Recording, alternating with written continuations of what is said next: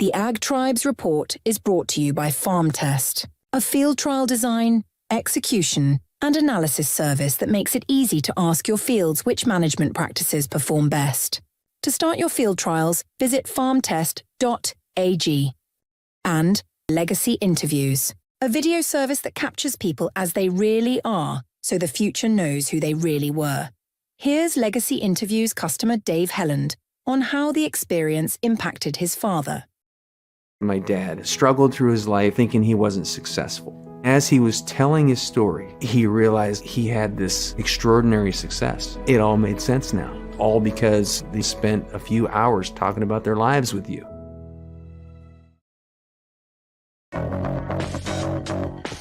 Welcome to the Ag Tribes Report, a breakdown of the top stories affecting the culture of agriculture, with your host, Vance Crowe. The report begins in 3, 2, 1. Let's begin.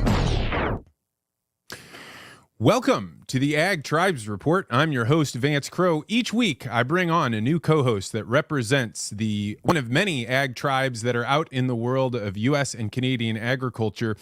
This week, I have invited Clay Conry. Clay is a pastor, a rancher, and a podcast host with a focus on regenerative agriculture and spiritual guidance.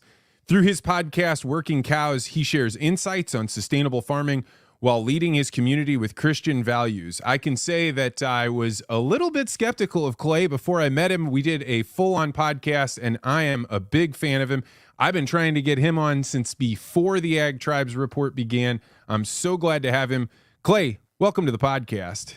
Vance, thanks so much for the opportunity. Really looking forward to this conversation. So this week has been really quite intense. If you're watching the presidential election, you know that we have to talk about RFK's potential influence on ag. We're going to talk about RFID chips because I know this is something important to Clay. And we're also going to talk first about the water situation in a small town in Kansas that has had so much contamination they've had to shut off some of their wells. So this is a developing story. We're going to do that, and we're going to talk about Clay's Bitcoin land price report, his Peter Thiel paradox, and, of course, his worthy adversary. We're going to do all of that in just 30 minutes. And if you are watching online, you now know that I am in my old studio. I've had all kinds of family challenges go on, so the show must go on. It is Halloween. We're doing it a little bit early. Let's jump right in with the first story. So this is from NPR in Kansas. Pratt, the town of Pratt, about 6,000 people, is the latest Kansas town facing nitrate pollution. 1/4 of its water supply is now shut off. Nitrate pollution has forced this central Kansas town to shut off its wells, and because nitrates has reached the waterways, and that is supposed to come from things like feedlots, farm fertilizers, and leaky septic tanks. In south central Kansas, according to NPR, scientists from K-State University are sampling private wells across 10 counties and say that most of the nitrate they found comes from chemical and crop fertilizer. But the Pratt City Farm manager, Regina Goff, says it's not only agriculture. Agriculture often gets stamped as the bad guy, but it's runoff. We put this on our grass, and citizens use an excess of fertilizer as a concern. This is of particular importance because in the state of Kansas, a lot of their drinking water is close to the surface, and it's a very sandy soil that stuff like this permeates it. Clay, why is your tribe watching this story so closely? What made you bring it up today? Yeah, I think that it's something that is of a concern anytime agriculture has a bad headline like this. And like you said, agriculture tends to be the first pinata that gets whacked when these kinds of things come out. But it's also, as you mentioned, our city cousins, as one guy I've talked to would say, our city cousins who are not really concerned about profitability. They're just concerned that their yard is a couple of shades darker green than the one next to it, or whatever that might be. So I think there's a lot going on here. There always is. And, we need to take a good look at it. But as far as my tribe and the regenerative agriculture tribe specifically, I think their goal, the goal of most of the people that are influential within that tribe, is to reduce the inputs that we are using. And the main reason for that is increasing profitability. We want to increase profitability. And if you look at a graph of agricultural profitability over the last 40 years, the ag business has gobbled up the majority of that profitability, and most of agriculture these days has become a break-even business at best. And so that's not sustainable. That's something that is going to become a major challenge for people going forward as far as being able to pass the operation, the farm, the ranch on to the next generation. And so I think if we can find ways to do with less, we can answer that question from the culture. We can say we're using less than we used to, and it's also a profitability issue where we are able to have healthy soil that actually is capable of sequestering its own carbon, capable of fixing its own nitrogen. There are approximately 32,000 tons of atmospheric nitrogen above every acre of land in America. And there are these wonderful bacteria in the soil called azotobacter. And if they're healthy and they've got everything they need, they can pull nitrogen out of the atmosphere and make it available to the plant roots. So, I mean, as I understand it, God designed a great system, and it works really well if we pay attention to how it works best and try to match our management with that kind of with that design that was there from the beginning. Yeah, there's always this constant tension between wanting to be able to have small, decentralized cattle operations, really farm operations in whole, and then the unrelenting pressure for lower grocery prices. And of course, if you pack a bunch of cattle in, you don't have to leave them on pasture. You just feed them to be able to grow as quickly as they can. You're going to be able to bring meat, protein, high quality protein, even to the masses. But feedlots have some challenges. You're concentrating a huge amount of manure in one spot. And even if this specific issue is not to do with Pratt, you have to admit, like you're concentrating something that's really powerful that used to be spread over hundreds of thousands of acres and is now put in a very small zone. Well, and there's examples of people doing a great job with that. Our mutual friend Brian Mose does a great job of capturing that in areas on their operation, capturing the manure and getting it back out onto the landscape. And it has been part of their strategy for reducing their need for exterior inputs. So, I mean, there's definitely ways to do it well in all, I'm not opposed to anybody ranching or operating in the way that they find best for them. I just think that they also should be aware of the fact that there are other ways to do this that aren't so reliant on that guy that drives that little white pickup down your driveway and drives away with a certain number of a check that's equivalent to a certain number of acres of production off of your place every time he drives out. All right, we're going to keep going. Next up, we're going to talk a little bit about the RFK Jr. and his statements about how much he is going to change agriculture if he gets elected. This comes from DTN's ag policy editor, Chris Clayton. Kennedy targets farm policy and he has big plans. Kennedy vows to rewrite rules for agriculture by banning more crop protection tools and rewriting the country's dietary guidelines. According to RFK, current ag policy is destroying America's health on every level.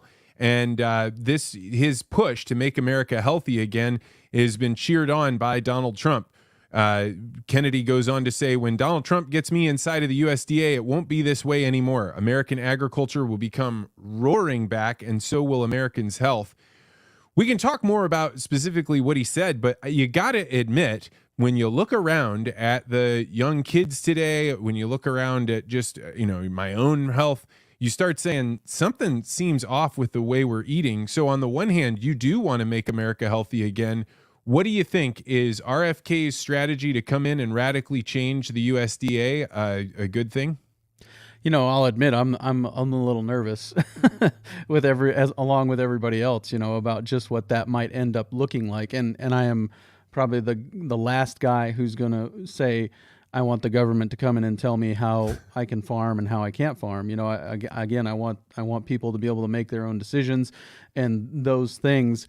But he's an interesting guy. He's thrown around the word regenerative agriculture on the campaign trail. Casey and Callie Means have been on Joe Rogan's podcast. They've thrown that term around as well. And there is an educated consumer, a consumer that's been educating themselves recently, and they are willing to pay top dollar for groceries. And when they do that, a lot of that usually ends up right directly into the farmer's pocket. You know, people that are selling direct to consumer through whether they're shipping frozen beef or they're selling produce at a farmer's market or beef at a farmer's market. You know, I think the return back to the producer in those scenarios is a lot higher. And so I think we should be prepared for a much more educated public, and we should try to meet the demand of that. You know, that's ultimately, again, we're business people, and we have to be able to meet their demands. We can't say, I'm going to sell the product I wish you wanted. We have to be willing to sell them the product they're asking for. Oh, I think that's absolutely right. I think for me, there's a couple of things that strike me about RFK coming in and wanting to make big changes. First of all, I think that within a giant bureaucracy, the only way to make change is big change. So I understand why he wants to come in and do that. But I also would say that even if you don't like the system that we have, even if you look around and say, I don't like glyphosate or I don't like GMOs, the infrastructure is set up for all of that. So if you just go wipe it out, we don't have a huge labor force out there that can just, go into the fields and all of a sudden be able to produce the crops. And so my big fear is that one of the big dangers that's happened in societies over and over and over again is that the people get riled up. They get afraid of their food. They get angry about how it's being grown. And instead of building another system in parallel and then jumping over to it, they decide they're just going to go rip it out. And then you have the potential for mass starvation, huge famine problems. And I think it's easy for RFK's position, the other people, the Callie Means of the world, to be like, no, we're going to be able to figure it out. But time and time again in history, it's been proven that you can make people make decisions that'll cause famines. Yeah, for sure. Well, I guess maybe the only comfort here then is that typically nothing happens quickly in government, and we'll just have to hope that that's the same here again. Yeah, I think one of the most interesting things about this, and it kind of makes the Trump vote a little bit of a bitter pill for people to swallow, which I think in politics is something you always have to say. It's like no matter who you choose, they're going to bring along with them some ideas that you might not like. And I think there are a lot of farmers there sitting there saying, well, I don't want to vote for Kamala Harris, but man, I may be voting for some big change in my operation. Well, just do a thought experiment. How many times do you suppose RFK Jr.'s name has been mentioned positively inside the boardroom of any state farm bureau?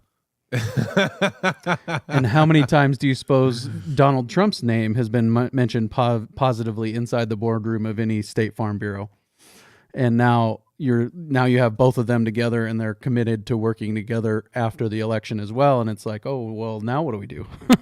Yeah, I mean, I think that's a great tension, right? That is probably better than everybody is excited about everything, because that tension is going to cause some stress there. One other thought that I have is, in the past, when there started to be public sentiment against things like GMOs and pesticide use, Monsanto came riding over the hill because they were like, we're in big trouble. Well, there is no Monsanto coming anymore. The ag companies that are out there are not going to take this fight on. So if there does become giant consumer will about this, if farmers want to keep that, they've got to find totally new allies, because their old allies, the Conservative Party or the crop protection companies, they're not going to be there in the same way that they were, I don't think.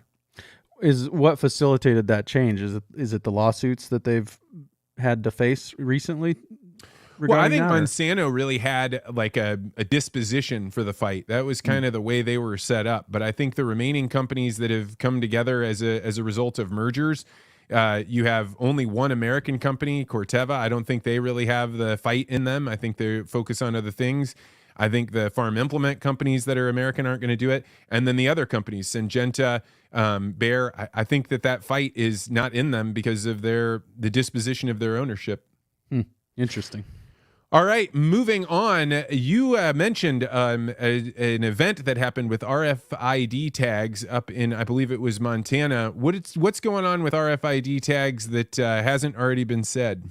Yeah, well, I think that the mandate is coming through. The timeline is right around the corner as far as any animals that are going to make it into the breeding herd are going to have this RFID chip in by November 5th or whatever the date is, right around the corner. And so I think that's just facilitated a lot of people standing up and saying, hey, we got to do something about this. And what I'm hearing from certain people is non-compliance is one strategy. We'll see how far that goes and how successful that is, and how many people are willing to stand their ground when the vet comes to bangs vaccinate replacement heifers, and are they going to say, no, you can't put that in?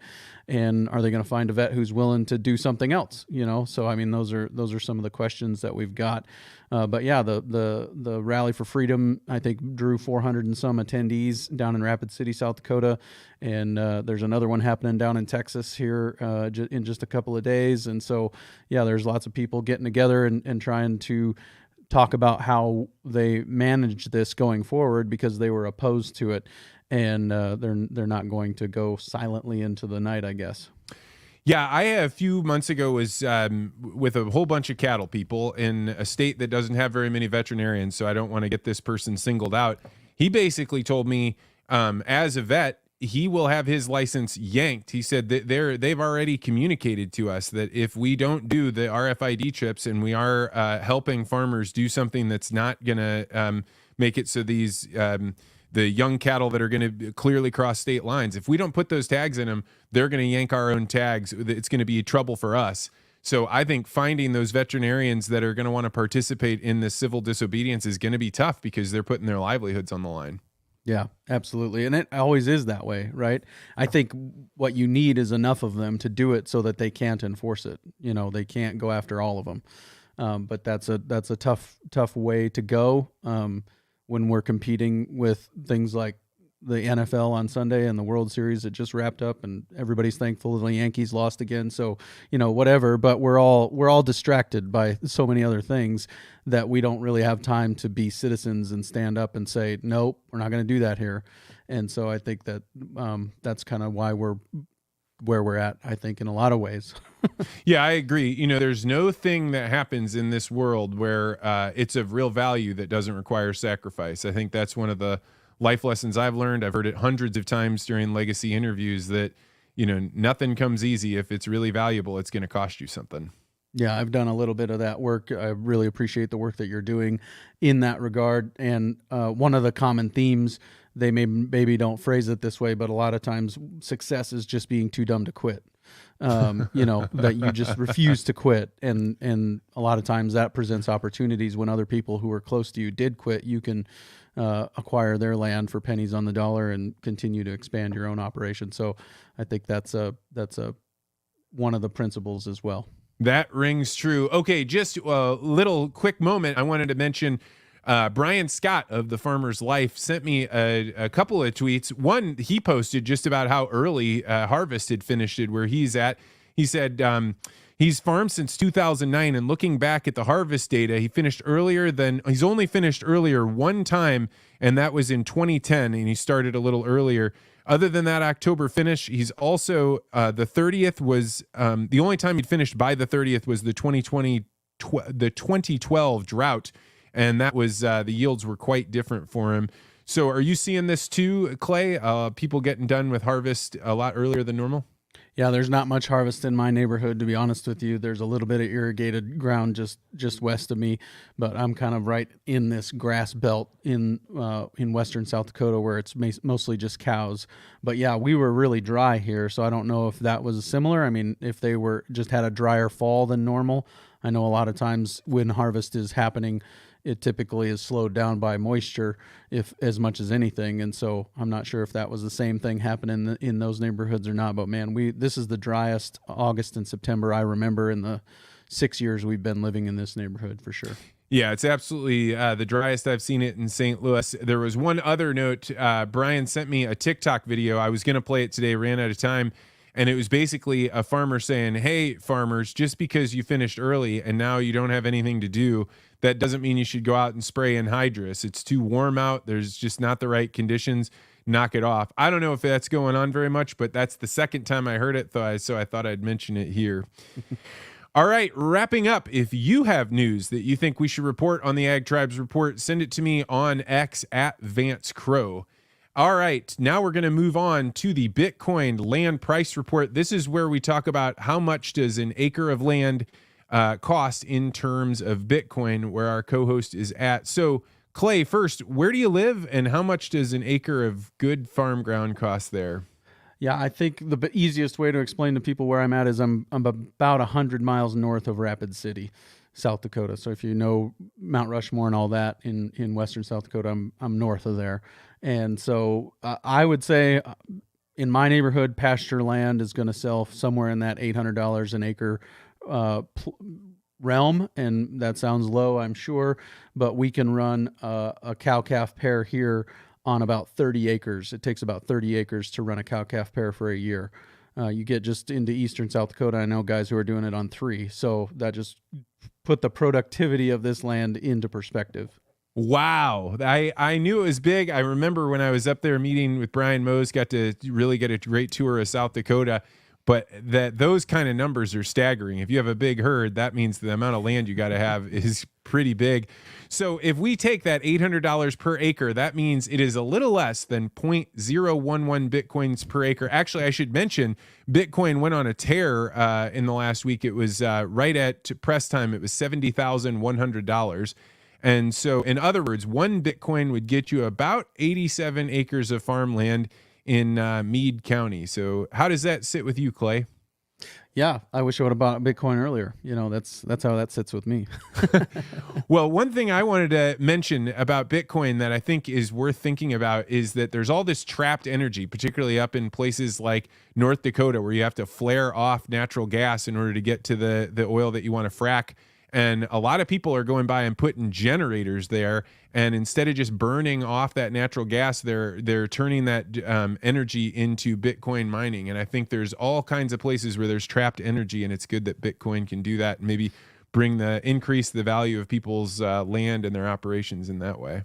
How far have we come from people heating apartments in New York City with their Bitcoin, the fans off their computer mining Bitcoin, to now we're mining Bitcoin with generators? That's good. Oh, yeah, it's fantastically sophisticated. All right, now we're going to move on to probably my favorite part of the show. This is when I ask Clay, what is one thing that you believe that almost everybody in your tribe disagrees with you on?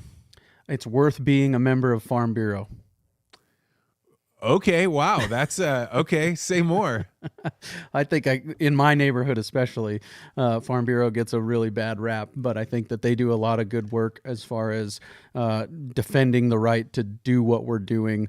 Just a couple of years ago, we were under the Waters of the U.S. Act from the Obama administration, basically put every acre of land in America under the jurisdiction of the EPA. Farm Bureau did a lot of work in getting that repealed. And so I think that's one example of, if you don't want your land under the jurisdiction of the EPA, Farm Bureau is a good organization as far as getting stuff like that pushed back against. Well, I think it's probably worth saying that people in your tribe, because there are a lot of people, Farm Bureau is an incredibly popular organization. I've been around Farm Bureau for years and years, and I have seen how they can help a very small group of people have outsized influence by being organized, by teaching people, by training them up, by allowing them to get together and argue. And I have seen some arguments on the floor of Farm Bureau when they're making policy. And so I think it's worth saying that the broader farmers, that's usually like, yeah, Farm Bureau, great thing. But when you're in some of these groups, regenerative ag, some of the more decentralized groups, they say, no, you should not be a part of that. That's the opposite. I think the only reason I bring that up is for people that aren't a part of your regenerative ag tribe, they might not understand that. Right. And I think that RCAF hosts their convention in western South Dakota most years. And that's because there is a huge contingent of RCAF people here in this neighborhood, and it's a great place to come to. Not saying that's not true as well, but Deadwood and Rapid City host a lot of RCAF conventions, and that's just my neighborhood. When I talk to people, I kind of whisper about being involved in Farm Bureau. So, well, I think you deserve a 6-7. That's a clever one, and I think it's probably valuable for you to say it, and you're going to take a little heck for it. So good for you. All right, now moving on to the worthy adversaries. Earlier this week, I published a little bit of a post on the value of having worthy adversaries. These are the people that are out in the world that you don't necessarily agree with, but they have ideas that are worth grappling with. You can really, and what ultimately is oftentimes the people we disagree with, we push them out of our tribe. We say, hey, this isn't really an idea I want to grapple with. But when you stop and think about it, is there a person that believes something that I completely disagree with, but they have their head on straight, they're able-bodied, they're strong in their thinking? That's where you find the best things to grapple with. So, Clay, who is your worthy adversary? Sorry, I wasn't as prepared for this one, but I would say probably the people who say you shouldn't be involved in Farm Bureau. Those are the ones that I really do agree with a lot of what they say, but I think that there are definitely reasons. I think that there's reasons to be involved in all of these organizations. I think there are lanes that they are in, and I think if they would stay in their lane, it would probably they do good work in their lane, and we'll do good work in our lane. We don't all have to just continue to fight. And there's opportunities. There's instances where they do come together, and it's a big issue when you get Farm Bureau, Farmers Union, Stock Growers Association, the NCBA, all of them to say the same thing. Those are big issues, and that happens once in a while. But that is the one that came to mind when you asked the question. Yeah, early after I posted this blog that actually was stimulated from a conversation you and I had been having, I had a good friend of mine, Phil Luce, send me a note, and he said, I think you're my worthy adversary. And he went on to say some things that at first kind of hurt my feelings. But as I thought about it, I was like, actually, that's great. And to find somebody that is your opposite, that views the world differently, and you clash together, I think it at first hurt my feelings, and then all of a sudden made me be like, hey, man, Phil Luce is an animal. If I can be his worthy adversary, I'm going to take that as a compliment. Yeah, it's sharpening the axe, right? We're making each other better. We're making each other really examine what we think and what we believe and be able to defend it. How many people only know what they believe because they read a headline and they can't give you any reasons why? They just know that the influencer who posted the headline that's what he believes, so that's what I believe. Whereas if we have these adversarial conversations, we really have to think about what we're saying and be able to defend it. Absolutely. Well, Clay, thank you so much for coming on. I have been dying to do this because I think you always bring an interesting perspective. If people were going to tune into your podcast and check out what you're doing, where would you send them? ranchingpodcast.com. Every episode I've released in the last 7 years is up there. All right. So thank you to Clay Conry for coming on. I really appreciate you taking the time. I also want to thank our sponsors, farmtest.ag, where you can test out your inputs using scientifically verifiable tests. This is an incredible program, and I think it offers a sense of freedom from just only having the marketing in front of you. And then also legacy interviews, where we sit down to have your loved ones tell their life stories so that future generations can know who they were. And you get to capture that spark, get to see their laughter. We really take pride in helping people to completely relax, forget that the cameras are there, and be the person that we want to remember them as. So if you're interested in doing a legacy interview, it always starts with a phone call with me. We sit down and talk about what you're hoping to capture, how it could work, and you can find out more by going to legacyinterviews.com.